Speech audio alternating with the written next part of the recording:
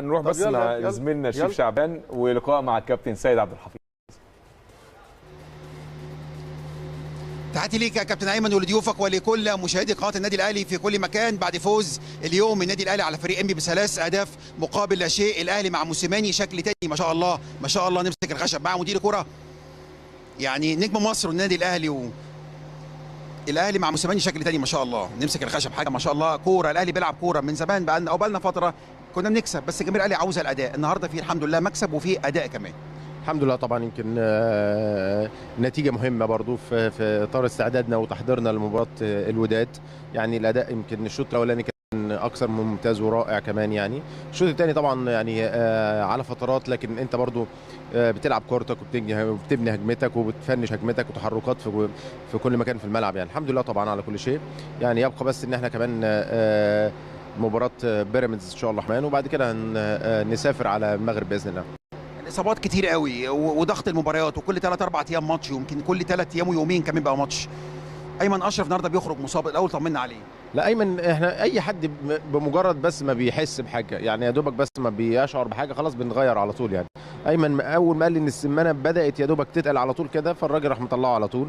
عارف في المكان ده اساسا يعني برضو احنا عندنا فيه غيابات كتير. يعني حتى مروان في الشوط الثاني اول ما بدات احس باجهاد شويه بيتم تغييره على طول. اي حد في الفتره اللي جايه او الفتره اللي هي تسبق مباراه الوداد بالتاكيد عايزين نسافر الوداد، وده الاهم في المرحله ديت، ان احنا كاملين العدد ويبقى ما حدش عندنا نقص. يعني كفايه اللي غايبين. يعني جمهور النادي الاهلي الصبح او من امبارح بالليل متاخر الدنيا مقلوبه. محمد محمود وغضروف، لا 6 شهور 8 شهور 3 شهور.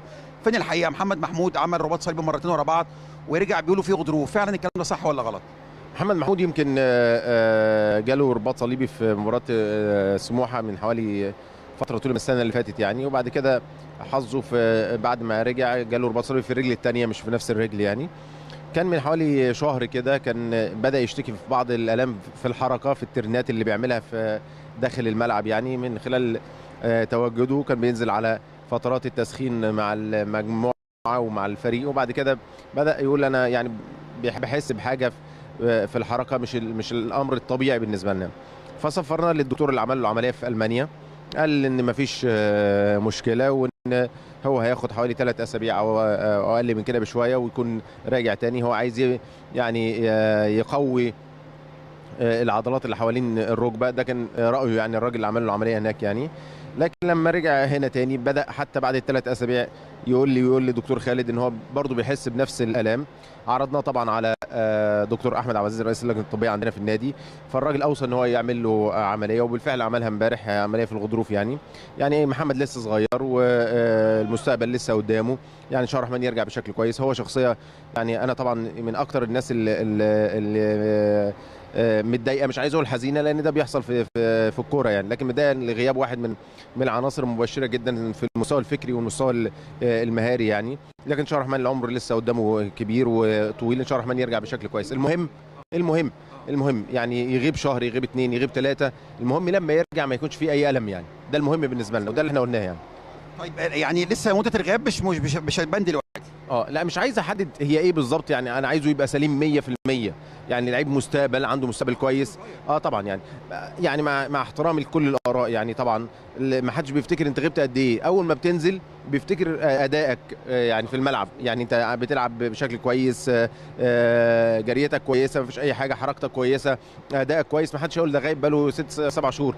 بعد المباراه الثانيه والثالثه خلاص انت بقيت لعيب موجود في الفرقه. يعني ده اللي انا عايز اقوله ووصلته لمحمد حتى في خلال القعده. يعني ان شاء الله الرحمن هو لسه عنده 21 سنه، فالعمر قدامه، يا رب يرجع بشكل كويس جدا. لكن ايا كان الوضع مش هيرجع غير وهو سليم 100%. يعني مباراه بيراميدز يوم الاحد مفيش اجازات ولا بكره في تمرين على طول ولا ندي اجازه يوم؟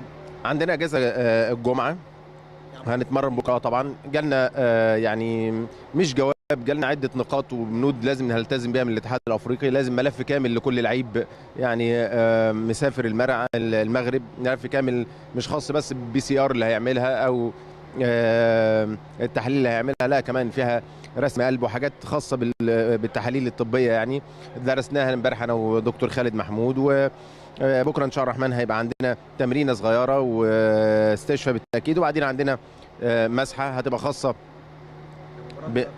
وخاصه كمان بالسفر طبعا. يعني لازم تعمل مسحتين قبل السفر في خلال ال10 ايام دول، مسحه دلوقتي في خلال ال10 قبل المباراه ب10 ايام او حوالين ال10 ايام، ومسحه ثانيه قبل السفر ب 48 ساعه. وهناك كمان هتعمل مسحتين، مسحه طبعا مسحه خاصه بوزاره الصحه المغربيه، ومسحه خاصه بالاتحاد الافريقي. هي يعني طبعا اجراءات ممكن تكون مكثفه شويه، لكن بتهدف للسلامه يعني. فعايزين بكره ان شاء الله الرحمن نعمل ده، ونعمل الحاجات الخاصه بالملف الطبي، وكل واحد هيبقى له الملف الطبي اللي هيسافر بيه، واللي هيبقى ممضي ومختوم، ويتم ارساله كمان في مده محدده قبل ما نسافر كمان. طبعا تسافروا الاثنين بالليل ولا 3 الصبح؟ لا، نسافر الثلاث ان شاء الله الرحمن الساعه 3 الظهر باذن الله. قبليهم يا كابتن ولا؟ احنا يعني بنامل ان احنا يبقى في المجال الجوي في المغرب لسه برضه، انت لسه لحد دلوقتي ما تعرفش، مش مفتوح يعني طبعا. فبندور على حاجه بيقولوا هيحددوها بعد يوم 10 يعني. لو اتفتح ان شاء الله الرحمن يبقى هسافر انا وكابتن سمير قبل البعثه باذن الله. عرفت المسافرين حد للتعقيم للاجراءات الاحترازيه والتطهير، الكلام ده مظبوط؟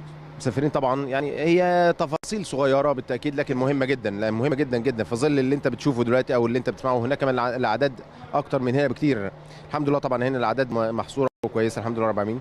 طبعا واخدين الشيف بتاعنا، واخدين يعني كل حاجه بالنسبه لنا حتى لو تفصيله صغيره. يعني حجزنا الاوتيل بتاعنا، وبنفاضل دلوقتي ما بين عده ملاعب على تواصل مع سياده السفير اشرف ابراهيم، وعلى طول بنتكلم يعني. وان شاء الله الرحمن نكون على باذن الله موعد الوصول للنهائي ان شاء الله الرحمن من خلال الوداد باذن الله. النهارده ومع موسيماني الاهلي شكل تاني. الحمد لله رب العالمين. الراجل الحقيقه من اول يوم جه عدد شغله بالتفصيل يا كابتن، ليه اجتماعات كتير بيلعب كوره كمان يعني. وامبارح في التمرين عايز اقول له يعني لا، التفاصيل الصغيره والاجتماعات وتحضيرات والجلسات حتى اللي ما بين الثنائيات سواء كان للعيبه او للاجهزه، كل واحد له الدور بتاعه وكل واحد له الحته بتاعته. ان شاء الله الرحمن نكون موفقين باذن الله. هو الراجل من قبل ما يجي يعني تاريخه بيتكلم عن نفسه، واداؤه بيتكلم بالنيابه عنه. يعني انا دايما اقول كده، يعني ارقامك نتائجك، يعني مش شرط تقول انا عملت. الناس شايفه، ما فيش حد يعني ما بيعرفش يقيم دلوقتي او يحدد او يدي درجاته للانسان. يعني كل واحد من خلال ادائه ونتائجه وارقامه طبعا بيتحط له تصنيفه يعني. شكرا يا فندم. كابتن ايمن، ده كان لقائنا مع مدير الكره طبعا الكابتن سيد عبد الحفيظ، اللي اكد على نقاط مهمه، وهي سفر فرد من النادي الاهلي للاجراءات الاحترازيه في المغرب. باذن الله رب تكون سفريه خير للنادي الاهلي ويفوز على الوداد باذن الله، ويتاهل باذن طبعا في مجموعه المباراتين باذن الله الى نهائي افريقيا. ده كان لقائنا طبعا مع مدير الكره بعد فوز الاهلي النهارده على فريق انبي ب3 اهداف مقابل لا شيء. وزي ما الجماهير او بعض يعني اللي كان حاضر النهارده قال لك مع موسيماني الاهلي شكل تاني. مليون مبروك لحضرتك ولضيوفك ولكل مشاهدي قناه النادي الاهلي. عوده ليك من جديد، اتفضل. شكرا جزيلا للزميل